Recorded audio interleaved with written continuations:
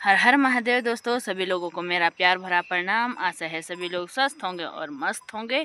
तो मैं भी एकदम बढ़िया हूँ। तो दोस्तों, आजकल पहाड़ों में कुछ ज़्यादा ही, पहाड़ों में लगभग सभी जगहों बहुत ज़्यादा बारिश आ रही है। इस बार तो सावन के महीने में हद ही हो गई है कि लगातार बारिश आ रही है। तो बहुत ज़्यादा सड़क दुर्घटना भी हो रही है और जो भूस्खलन आपदा, बिजली के फटने की वजह से बहुत ज़्यादा आपदा आ रही है। तो लगभग इस बार बहुत ज़्यादा नुकसान हो चुका है, जान माल का कुछ ज़्यादा ही नुकसान हो चुका है। तो अभी आई हूँ मैं बैलों के साथ। तो आज की ब्लॉग की शुरुआत करते हैं हम बैलों के साथ से। तो आज का मौसम लगभग ठीक ही बना है और आज हल्की सी बारिश आई थी थोड़ी देर पहले। तो अभी ठीक मौसम बना है। तो आज सभी लोगों को पता होगा कि आज है घी संक्रांति।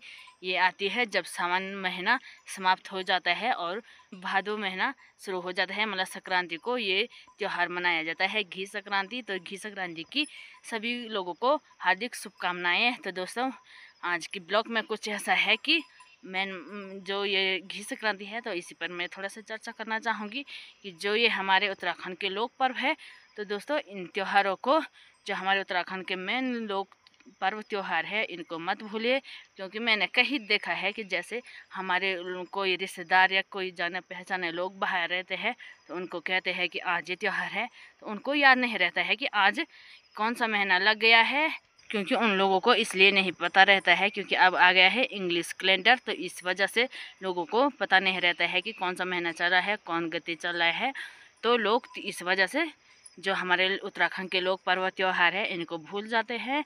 तो मैंने कई लोगों से सुना है कि उनको उस दिन पता ही नहीं होता है कि आज घी संक्रांति है। या कुछ इस प्रकार से आज की ब्लॉग की शुरुआत करते हैं। और मेरा मेन मकसद ये है, वैसे भी मेरा ब्लॉग इसी वजह से बनाया है मैंने कि जो हमारे पहाड़ों के रीति रिवाज, रहन सहन, खान पान, जो कुछ भी है, मैं आप दिनचर्या, जो हमारे पहाड़ों की दिनचर्या है, मैं आप लोगों तक दिखा सकूं उसको कि हमारी दिनचर्या किस प्रकार से होती है।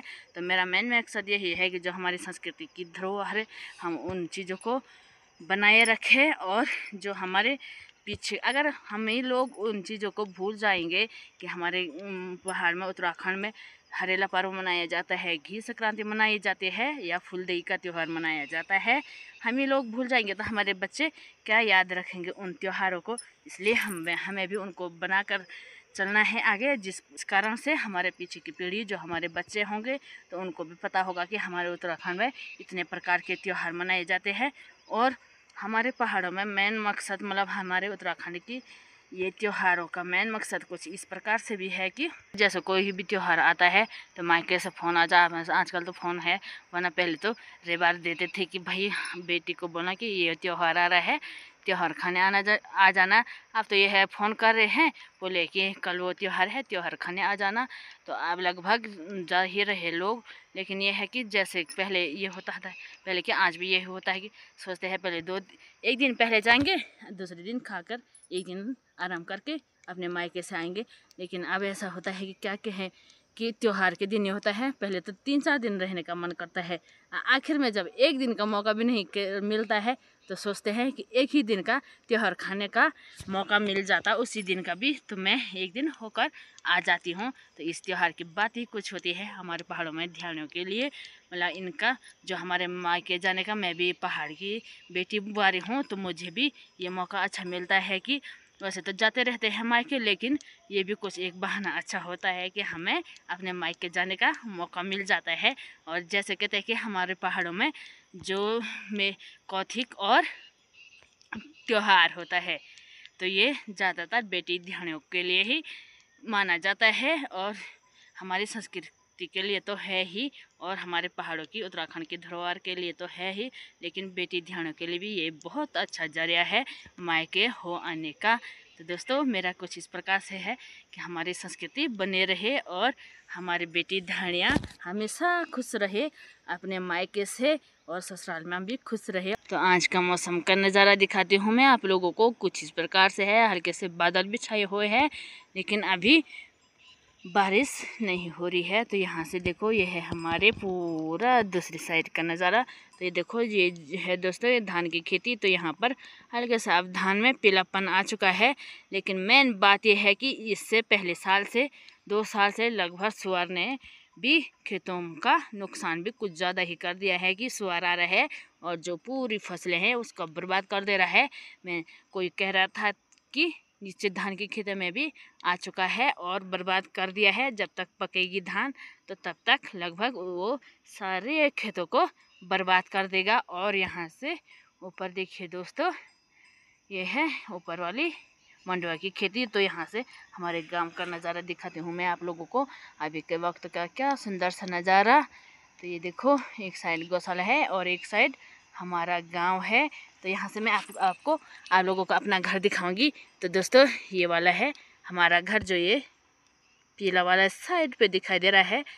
आज कानपुर गली भी लगभग एकदम साफ रखा है, वरना प्रत्येक दिन जो क्या है इस पर कोहरा छाया हुआ है। और यहाँ से शाम का नज़ारा भी देखिए, शाम का नज़ारा भी क्या गजब का दिखाई दे रहा है। तो ये है आज का मौसम, कुछ इस प्रकार से है। अभी ठीक मौसम बना हुआ है। और यहाँ से मेरे बैल चले गए हैं।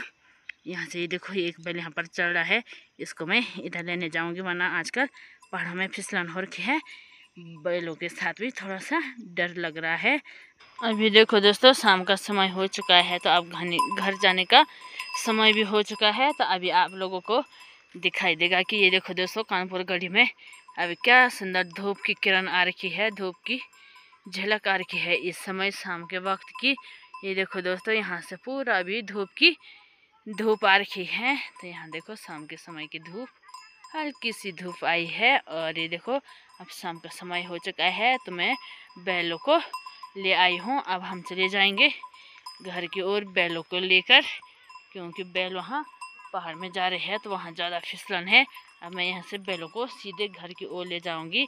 तो यहाँ से देखेंगे आप लोग के नीचे में, ये देखो, हिमांशु की मम्मी और कलावती बुआ भी लाने बैठ गई है भैंसों को घर की ओर। यहाँ अभी मैं गौशाला में आ गई हूँ। तो ये देखो, मैं बैलों से पहले आ गई हूँ।